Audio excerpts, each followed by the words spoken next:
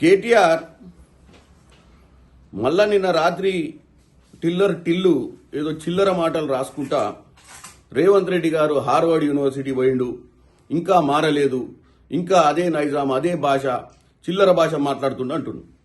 నేను ఒక్కటే చెప్పాలనుకుంటున్నా కేటీఆర్ గారు, ఈ మీరే బూతు రాజులు. ఈ బూతులు, ఈ చిల్లర మాటలు ఈ భారతదేశంలో గూగుల్లో కొట్టిన ఎవరు నాయకుడు దీనికంటే మీ నాయన పేరే వస్తుంది. ఒక్కసారి నువ్వు యూట్యూబ్ని నువ్వు కొట్టి చూసుకో మీ నాయన మాట్లాడిన మాటలు గతంలో. రేవంత్ రెడ్డి గారు హార్వర్డ్కు పోయినా, హార్వర్డియన్ అయినా ఆయన మాట్లాడాల్సిన భాష మనుషులను బట్టి ఉంటుంది.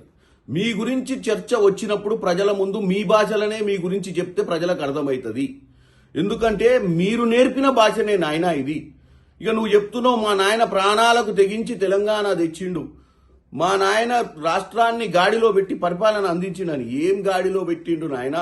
మీరు రాష్ట్రాన్ని ఏ విధంగా దోచుకుర్రో, మిగులు రాష్ట్రంగా ఉన్న రాష్ట్రాన్ని ఎలా అప్పుల రాష్ట్రం దిశగా తీసుకుపోయిర్రో ప్రజలందరూ చూసిరు. కాబట్టే మనని 23ల తర్వాత 24 లోక్సభల తర్వాత కంటోన్మెంట్ ఎన్నికలల్లా, తర్వాత జూబ్లీహిల్స్ ఎన్నికలల్లా, తర్వాత గ్రామ పంచాయతీ ఎన్నికల 5 సార్ల చెంప మీద లాగి 5 ఏళ్లతోటి కొడితే కూడా మళ్ళా ఇప్పుడు వచ్చి మున్సిపల్ ఎన్నికలు వచ్చినాయని చెప్పి చిల్లర వల్లర మాటలు మాట్లాడుతున్నాం. రేవంత్ రెడ్డి గారు 2 ఏళ్ళు ఇక్కడ సంపూర్ణంగా అధికారంలో ఉండి వీలైనంత మటుకు రాష్ట్రాన్ని గాడిలో పెట్టే ప్రయత్నం చేస్తుండు.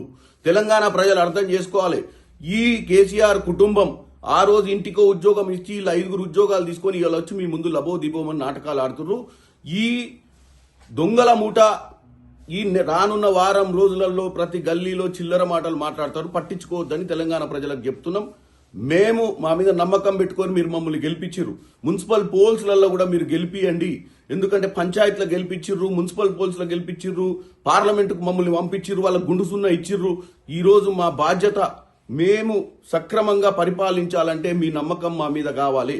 నిజంగానే 5 ఏళ్ల తర్వాత మేమేమి చేయలేని పరిస్థితి వస్తే మీరే న్యాయ నిర్ణేతలు. అంతే తప్ప వీళ్ళు రాత్రి పగలు ట్విట్టర్లలో టిల్లుగాళ్ళు పెడితే దీంతో ఒరిగేది లేదు, తరిగేది లేదు.